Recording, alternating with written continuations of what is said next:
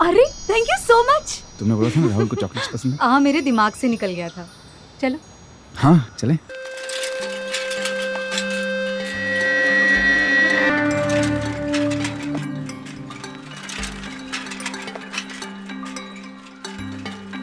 भैया भैया एक मिनट रुको रुको रुको। अरे अरे क्या हुआ, कहाँ जा रही हो? आओ ना। हाँ हाँ एक मिनट। भाई साहब ये लो। कौन?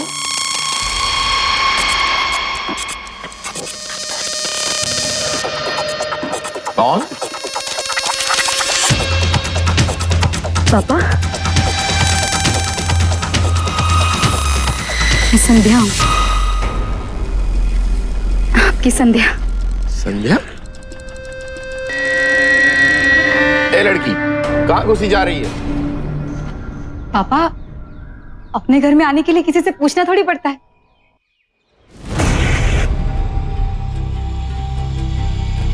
भाई साहब ये वही फ्रॉड है। चाचा जी ये लोग ऐसे नहीं मानेंगे भाई साहब। अभी पुलिस को खबर करते हैं। एक मिनट भाई साहब, मेरी बात सुनो।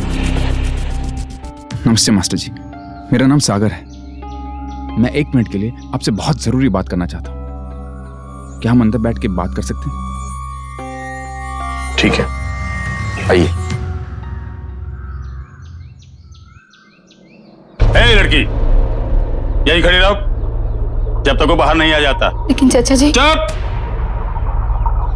यह है संध्या, मेरी बेटी।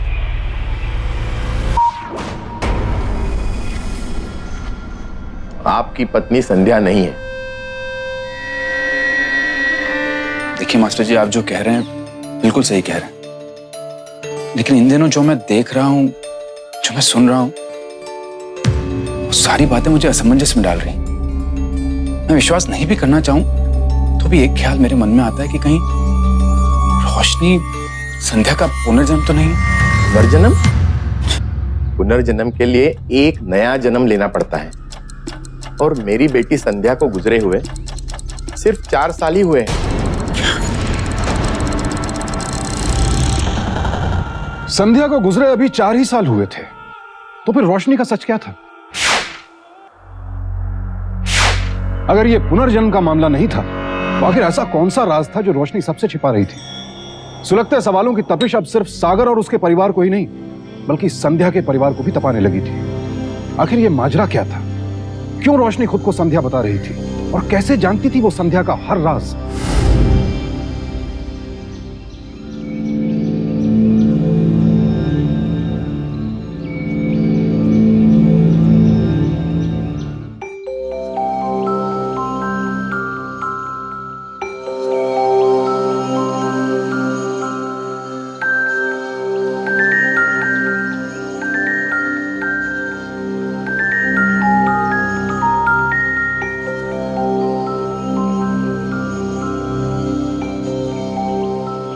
क्यों, पहचाना नहीं? राहुल संध्या का बेटा है।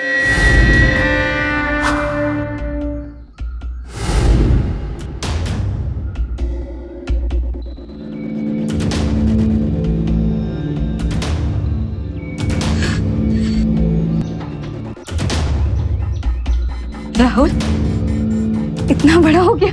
तुमने इसे इसलिए नहीं पहचाना कि तुम्हारा बेटा ही नहीं, तुम संध्या नहीं हो।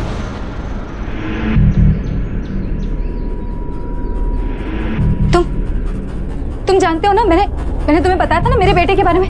राहुल अच्छा सुनो, तुम चॉकलेट्स लाओ ना उसके लिए। ला राहुल, मैं तुम्हारी माँ हूं, आओ मेरे पास। तुम मुझे इसलिए नहीं पहचान रहे हो क्योंकि मेरी शक्ल बदल चुकी है। बेटा मैं तुम्हारी माँ हूँ। देखो देखो मैं तुम्हारे चौके। चलो हटो, डरो मत बच्चे को। देखिए तमीज से पेश आइए, अभी चोट लग जाती तो। भाई साहब आप जो भी हो, आपकी पत्नी बीमार है, जाइए इनका इलाज करवाइए। मैं इनकी धर्मपत्नी नहीं हूँ, मैं संध्या हूँ। पापा आप मेरा विश्वास क्यों नहीं कर रहे? माँ, माँ कहाँ है?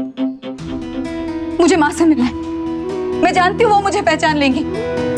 भाई साहब पुलिस बुलाओ क्या? एक मिनट भाई साहब, एक मिनट, मेरी बात सुनिए। हम बहुत दूर तक आए हैं, एक बार इन्हें अपनी माँ से मिलने दीजिए, तसल्ली हो जाए तो फिर अब। ठीक है। किसी काल्पनिक कहानी की तरह इस घटना में भी एक एक करके हैरत अंगेज मोड़ आते जा रहे थे। रोशनी के जहन से अब अपनी पहचान लगभग मिट चुकी थी। वो बस खुद को संध्या साबित करने में जुटी थी। हैरानी की बात यह थी कि खुद उसके पिता और चाचा यकीन करने को तैयार नहीं थे, लेकिन सागर, जिसे अब भी संध्या के रूप में अपनी पत्नी रोशनी ही नजर आती थी, वो उसका साथ देने के लिए वचनबद्ध था। लिहाजा रोशनी को एक और इम्तिहान से गुजरना पड़ा खुद को संध्या साबित करने के लिए। पहचानिए, इनमें आपकी माँ कौन है?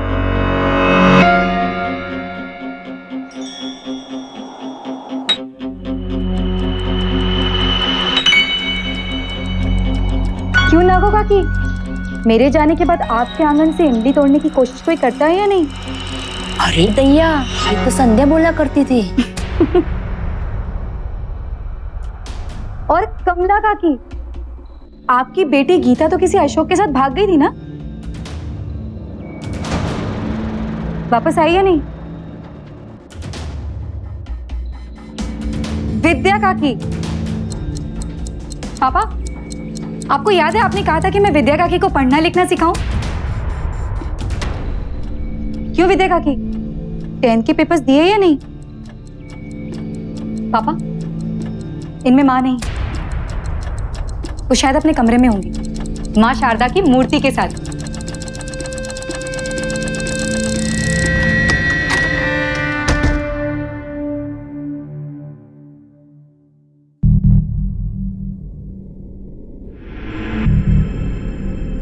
माँ,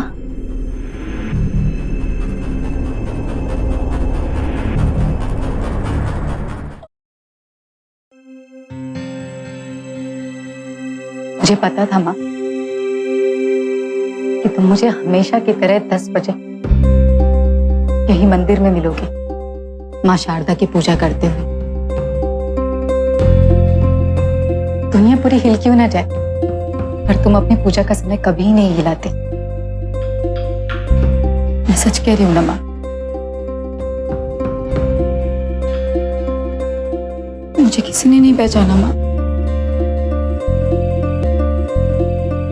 पर तुम तो मुझ पे विश्वास करती हो ना कि माँ शारदा की पूजा तुमने मेरे लिए ही शुरू की थी। याद है माँ, जब 8वीं क्लास में मैं बहुत बीमार हो गई थी, डॉक्टर ने भी जवाब दे दिया था, तब तो माँ शारदा के मंदिर में जाकर मेरी सेहत के लिए मन्नत मांगने गई थी, और तुमने ये भी कसम खाई थी कि तुम पूरी जिंदगी उनकी पूजा करोगी। मैं ठीक कह रही हूँ ना माँ? मुझे पूरा यकीन है ये हमारी संध्या ही है। हमारी संध्या वापस आ गई, हमारी संध्या वापस आ गई।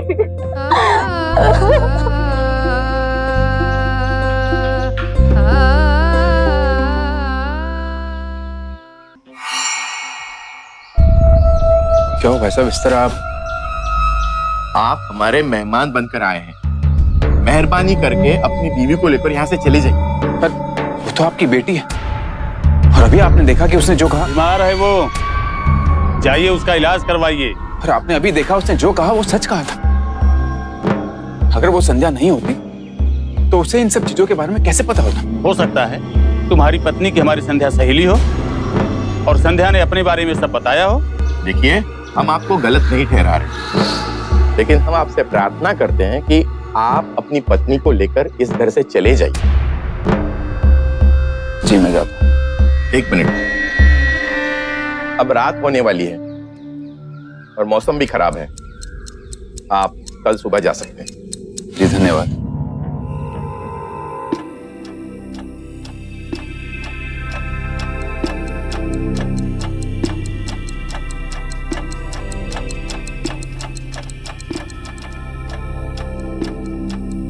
तुम्हारी पत्नी की हमारी संध्या सहेली हो और संध्या ने अपने बारे में सब बताया हो। लेकिन हम आपसे प्रार्थना करते हैं कि आप अपनी पत्नी को लेकर इस घर से चले जाइए।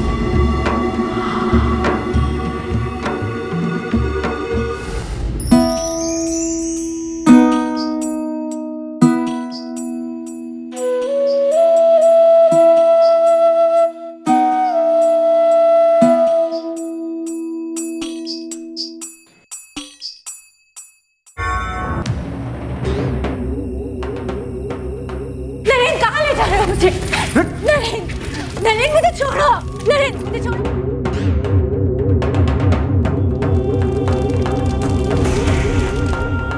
मुझे बचा लो, मुझे बचा लो नरेंद्र, नरेंद्र, नरेंद्र, रोशनी, नरेंद्र मुझे बचा लो। रोशनी, रोशनी, नरेंद्र मुझे बचा लो। रोशनी। नरेंद्र, रोशनी, नरेंद्र कौन है? रोशनी, रोशनी, नरेंद्र कौन है? मुझे बचा लो नरेंद्र। रोशनी, नरेंद्र कौन है? रोशनी, हाँ मुझे बताओ, हाँ मुझे बताओ, नरेंद्र कौन है? रोशनी, रोशनी, ये नरेंद्र कौन है?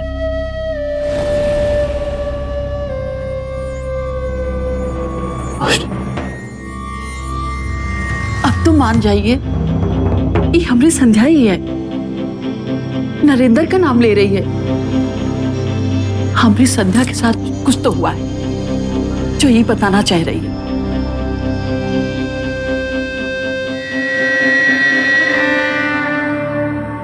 आप मुझे बता क्यों नहीं रहे नरेंद्र कौन था?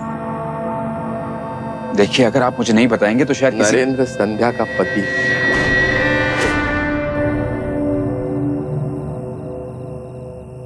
बहुत प्यार करता था वो संध्या से,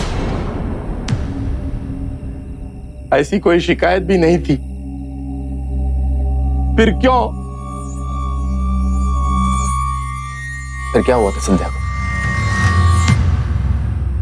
खुदकुशी कर ली थी उसने, मिट्टी का तेल डाल के जला लिया था। अरे अभी तक आप उसे खुदकुशी मान रहे हो? ब्रिजेश, तो काहे नहीं बुलाया उसके अंतिम संस्कार में? अरे सगे बाप लगते हैं आप उसके। देखिए मास्टर जी, मेरी बात समझने की कोशिश कीजिए। हमारे लिए ये जानना बहुत जरूरी है कि संध्या को क्या हुआ था। आप समझ रहे हैं ना मैं क्या बोल रहा हूं? मास्टर जी, उसका कोई फायदा नहीं, संध्या मर चुकी है। लेकिन मेरी बीवी रोशनी जिंदा है और वो आपकी बेटी संध्या के कब्जे में।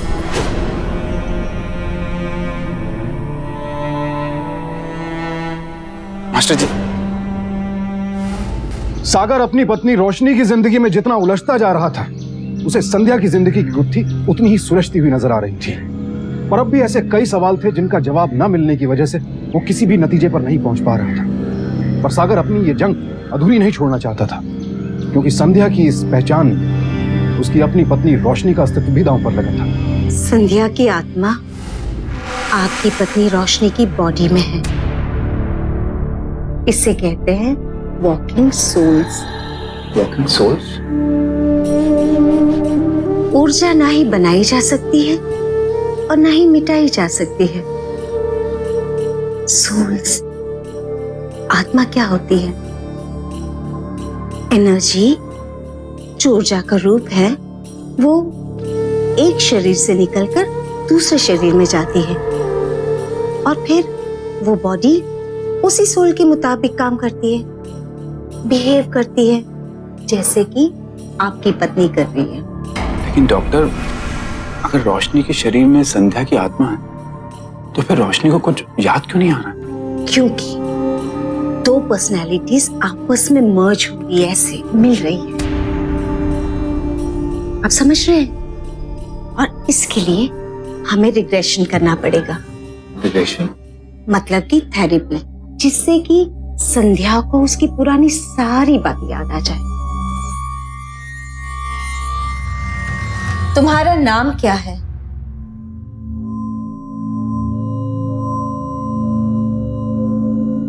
बताओ। अपनी जिंदगी में झांकने की कोशिश करो और बताओ, क्या नाम है तुम्हारा? बोलो, नाम बताओ। संध्या, संध्या श्रीवास्तव। संध्या, अब अपनी जिंदगी में पीछे जाने की कोशिश करो और बताओ, घर में कौन कौन है तुम्हारे साथ? देखो,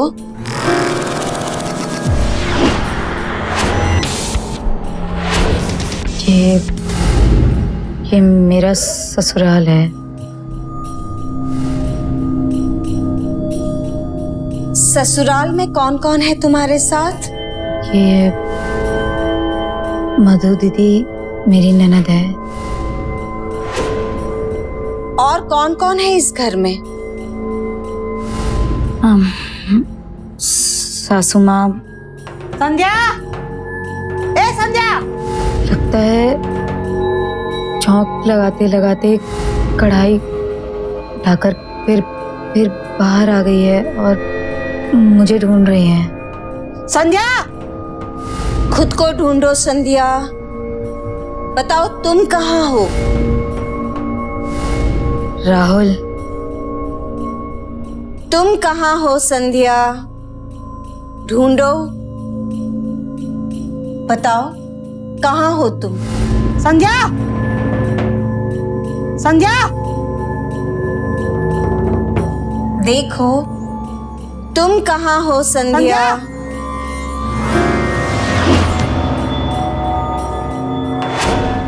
जी, जीजी की बच्ची अपने माऊजी से बात की? मैं अपने पापा से कुछ नहीं मांगूंगी। उन्होंने मुझे पढ़ा लिखा कर यूं ही। अच्छा, अब ऐसे तू नहीं मानेगी। आज मैं तुझे नहीं छोड़ूंगी। नहीं माँ जी, ये नहीं माँ जी, माँ जी, ये मेरा हाथ जल रहा है, मेरा हाथ जल रहा है। ये कुछ गरम लग रहा है, मुझे गर्मी लग रही है। माँ जी, मेरा हाथ जल रहा है। बताओ कौन चला रहा है? क्या हुआ है? साफ साफ देखो और बताओ क्या हो रहा है। और क्या दिख रहा है तुम्हें? संध्या बताओ।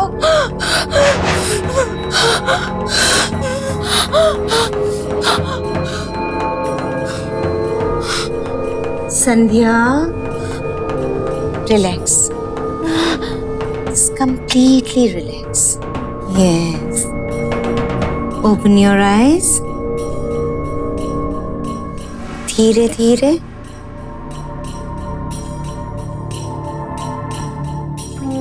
Yes.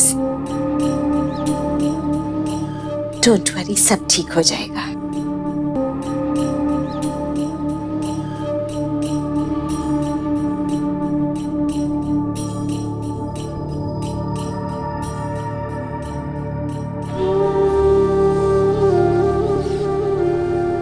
उसे थोड़ा बहुत तो याद आने लगा है और मुझे लगता है कि 1-2 सेशन और लगेंगे और मुझे पूरा यकीन है कि उसके बाद उसे वो सब कुछ याद आ जाएगा जो उसके साथ पिछले जन्म में घटा था।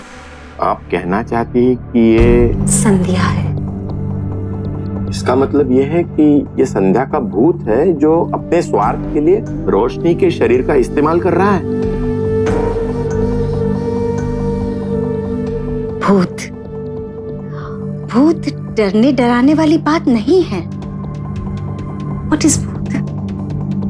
भूत हमारा पास्ट होता है और आत्माएं हमारे पास्ट से जुड़ी हुई होती है। कई आत्माएं हैं जिनकी इच्छा पूरी नहीं होती और वो पुनर्जन्म लेती है अपनी अधूरी इच्छा पूरी करने के लिए, और वो इस जन्म में अपनी पुरानी यादें भी सब साथ में लेकर आती है और उससे हम री इनकार्नेशन कहते हैं।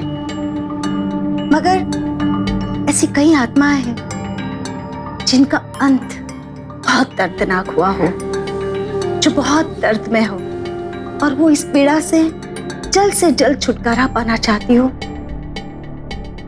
तो वो पुनर्जन्म का इंतजार नहीं करती बल्कि ऐसी शरीर की तलाश में होता है जो जल्दी छोड़ने वाला होता है। फिर ऐसी आत्माएं जाकर उन आत्माओं को मिलती है, उनसे बातचीत होती है, उनके साथ सौदा होता है। ऐसे केसेस में अक्सर ये देखा जाता है कि वो व्यक्ति दो दो आवाज में प्यार करती है। तुम्हें जाना होगा, तुम्हारा वक्त आ गया है, तुम हमारी जगह नहीं ले सकती। और फिर समय के साथ उनके बर्ताव में भी बदलाव आता है। संध्या, और फिर ये सिलसिला तब तक चलता है जब तक उनकी वो अधूरी इच्छा, विश पूरी नहीं होती। इसका मतलब डॉक्टर, अगर संध्या की अधूरी इच्छा पूरी हो जाए तो वो रोशनी का शरीर छोड़ जाएगी। I mean, मुझे मेरी रोशनी वापस मिल जाएगी। सागर, योर वाइफ इज डेड।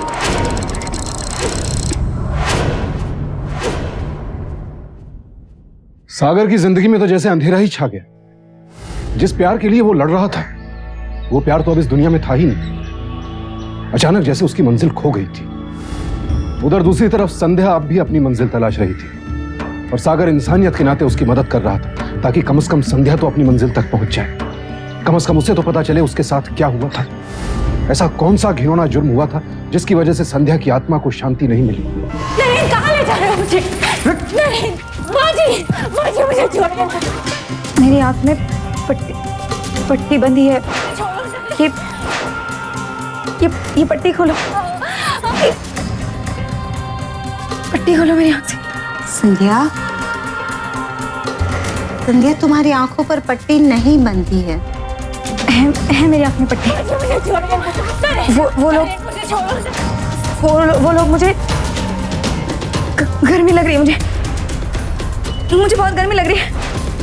गर्मी लग रही है मुझे, बहुत गर्मी लग रही है। संध्या, संध्या, कौन है वो लोग? कौन है वो लोग संध्या? क्या कर रहे हैं वो लोग तुम्हारे साथ? बताओ। मैं नहीं याद कर पा रही हूँ, मुझे याद नहीं आ रहा है। मुझे अब छोड़ दीजिए ये सब। जो मेरी किस्मत में होगा वही होगा। कुछ नहीं होगा तुम्हारे जाने से। बहुत चाल लिया तुम। रिलैक्स सागर। रोशनी, एक बार याद करने की कोशिश करो। रोशनी, दिमाग पर जोर डालो। एक बार कोशिश करो। सागर, तुम चलो मेरे साथ।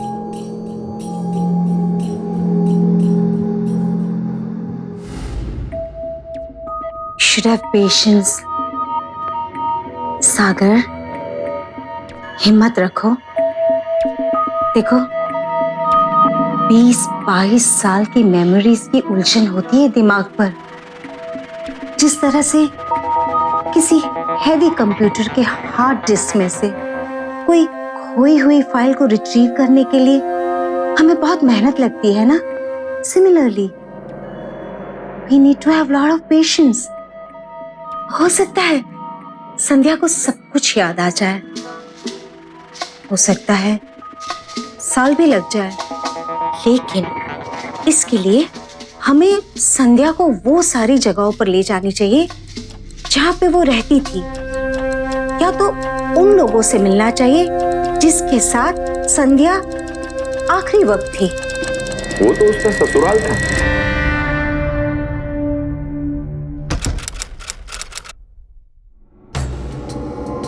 समधी जी, आप इतने सालों बाद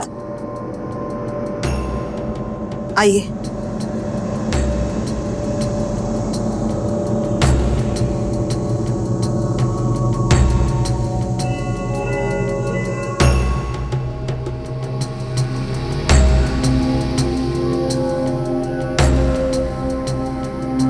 अरे बाबू जी, आप मधु, पानी वानी लाओ।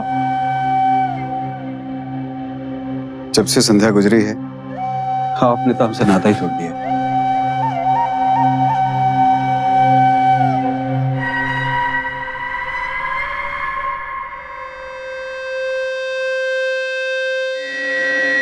संध्या वापस आ गई। वो तुमसे मिलना चाहती है।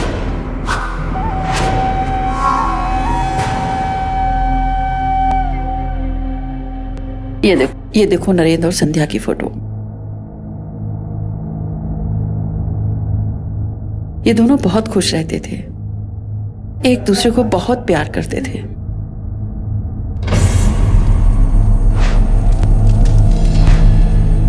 फिर ऐसा क्या हो गया था संध्या? भगवान जाने क्या हुआ, संध्या ने खुदकुशी कर ली। मैंने खुदकुशी नहीं की थी माँ।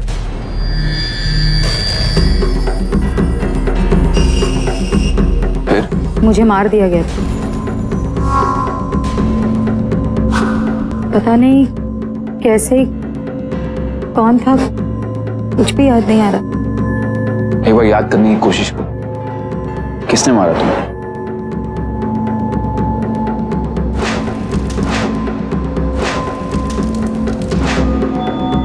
एक मिनट आती हूँ।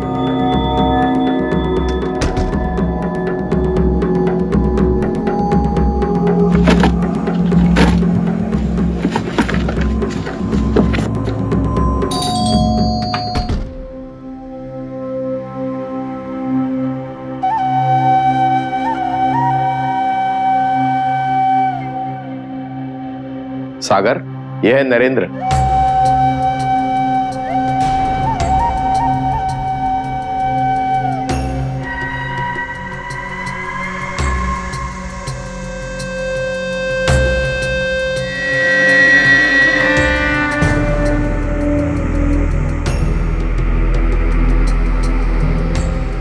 संध्या के पति।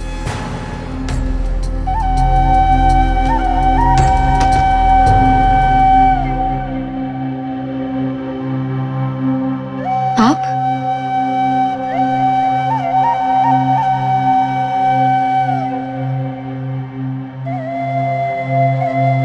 आप आ गए?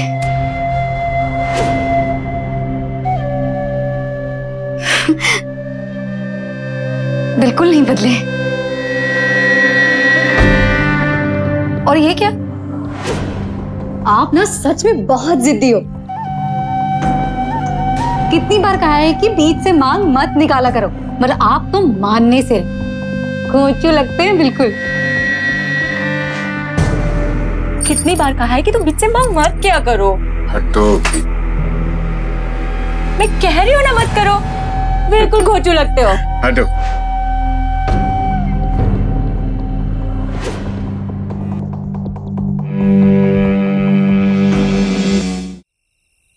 चलती हूँ पापा। संभल के जाना बेटी। चलती हूँ। ठीक है चाचा जी।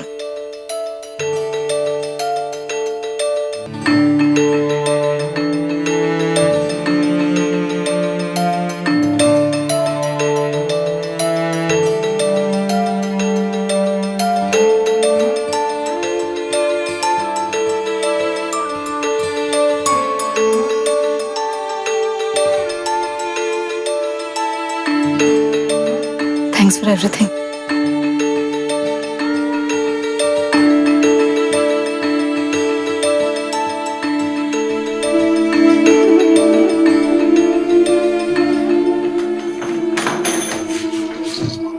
माँ,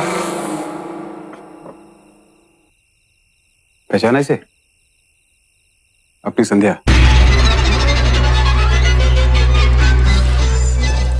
मास्टर जी कह रहे थे कि इसको सब कुछ याद आ गया, थोड़ा बहुत और याद आना बाकी है।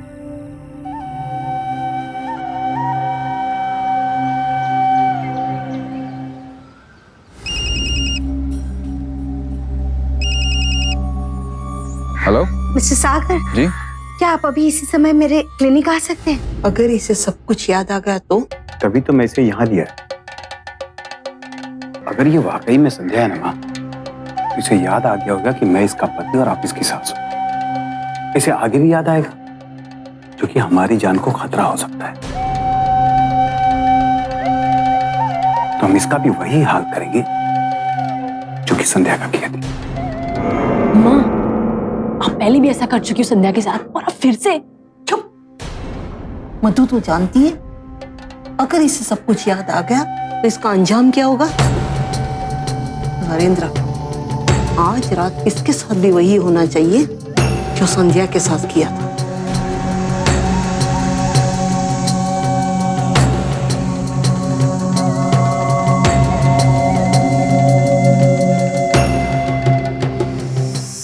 अक्सर देखा थेरेपी के बाद पेशेंट एक अलग ही ट्रांस में चले जाते हैं। ऐसे पेशेंट की ब्रेन कभी कभी कुछ समय के लिए एक्टिव हो जाती है और उस वक्त उसे सब कुछ याद आ जाता है, लेकिन ये याददाश्त सिर्फ थोड़े समय के लिए ही होती है। हो सकता है संध्या के साथ भी ऐसा एक पल आ गया हो जबकि उसे सब कुछ याद आ गया और उसने पेपर में लिख डाला और बाद में सब भूल गई। मैं सब पर विश्वास कर बैठी थी, पर उस दिन अचानक किसी ने मेरी आंखों पर पट्टी बांध दी। मैं तड़पने लगी, फिर मुझे आग की तरफ ले जाया जाने लगा। कहाँ ले जा रहे हो मुझे? मेरी कुछ आवाजें भी आ रही थी। मुझे समझ नहीं आ रहा था कि मेरे साथ क्या होने वाला है। मैं चिल्ला रही थी, छोड़ो नरेंद्र, मुझे छोड़ो नरेंद्र, नरेंद्र, नरेंद्र मुझे बचा लो नरेंद्र। जिस पर मुझे सबसे ज्यादा विश्वास था वो भी उन लोगों में शामिल था। मुझे सब याद आ गया है।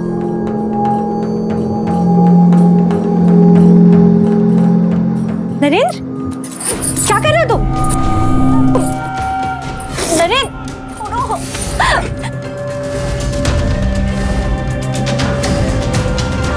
बाजी, बाजी मुझे छोड़ दो।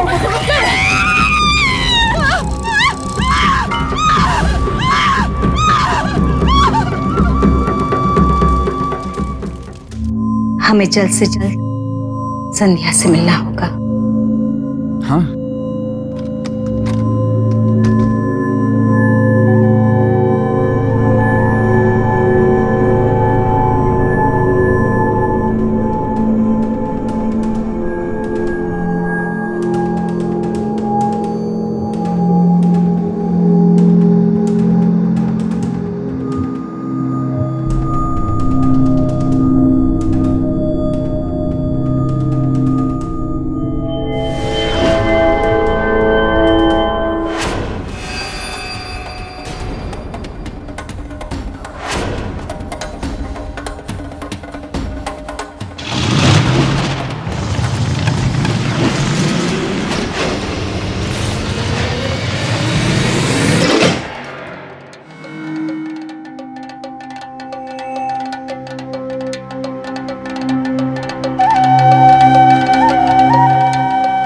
पहचानिए, मैं तुम्हारा पति नरेंद्र। तुम मेरे पति? हाँ, सब याद आ गया मुझे, सब। दूसरी शादी करने के लिए तुम सबने मुझे जिंदा आग में झोंक दिया था। सब याद आ गया मुझे। तुम सबको पुलिस के हवाले करूंगी। मगर तेरी इन बातों का यकीन कौन करेगा? सोच क्या रहा है नरेंद्र? आगे बढ़, पकड़ इसे। माँ जाने दो ना, हम पहले भी गलती कर चुके हैं ना माँ। चुप कर माँ, प्लीज। मेरा हाथ छोड़ो। अगर ये जिंदा रही तो हम सबको फांसी लग जाएगी। मेरा हाथ छोड़ो।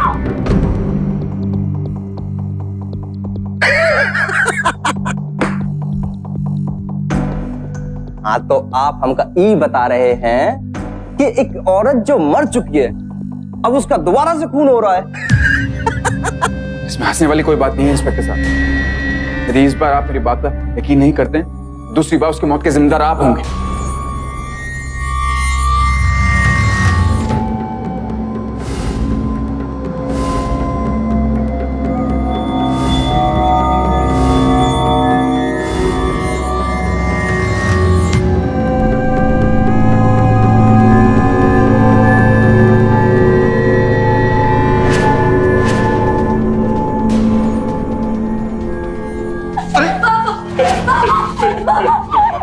मुझे फिर से मार रहा था पापा। पकड़ लो इन लोगों को, चलो लेके चलो इनको। चलो लेके चलो। कहते हैं इंसान को अपने बुरे कर्मों की सजा इसी जीवन में इसी धरती पर मिल जाती है, लेकिन क्या मरने के बाद कोई आत्मा कानून से इंसाफ मांग सकती है? यकीन मानिए, इस सवाल को लेकर जितनी उलझनें आपके दिमाग में हैं, उतनी ही उलझनें हमारे दिमाग में भी हैं। हम पुनर्जन्म या इस तरह की किसी और बात को प्रोत्साहन नहीं देना चाहते, लेकिन ये वो हकीकत है जो दलीलों से परे है, और जुर्म से जंग की इस अद्भुत घटना को ना दिखाना सच्चाई से मुंह मोड़ने के बराबर होता। ये बस कुदरत का ही करिश्मा था और इसकी ताकत से इनकार नहीं किया जा सकता। संध्या ने खुद को इंसाफ दिलाने के लिए कुदरत के इसी करिश्मे का सहारा लिया। अविश्वसनीय लगता है, लेकिन इससे एक बात पर विश्वास जरूर हो जाता है कि बुराई का अंत एक ना एक दिन होता ही है। संध्या की ननद के बयान के आधार पर जब नरेंद्र और उसकी मां से सख्ती से पूछताछ की गई तो आखिरकार उन्होंने इकबाल जुर्म कर ही लिया। इसके बाद नरेंद्र को क्रूरता और दहेज के लिए हत्या के लिए आईपीसी के सेक्शन 304B और 498A के तहत उम्र कैद की सजा सुनाई गई।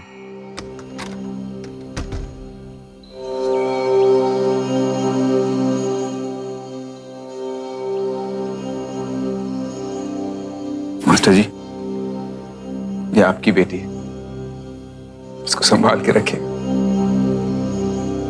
मैं चलता हूं। संध्या, संध्या, संध्या, संध्या,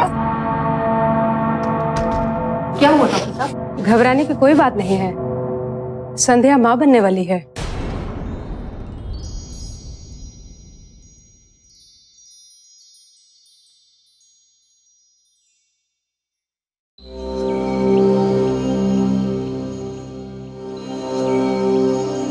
ये शरीर रोशनी का है, जिसकी वजह से मैं ये लड़ाई जीत पाई हूँ। मैं उसके बच्चे को इस दुनिया में लाना चाहती हूँ। मैं तुम्हें तुम्हारी रोशनी लौटाना चाहती हूँ।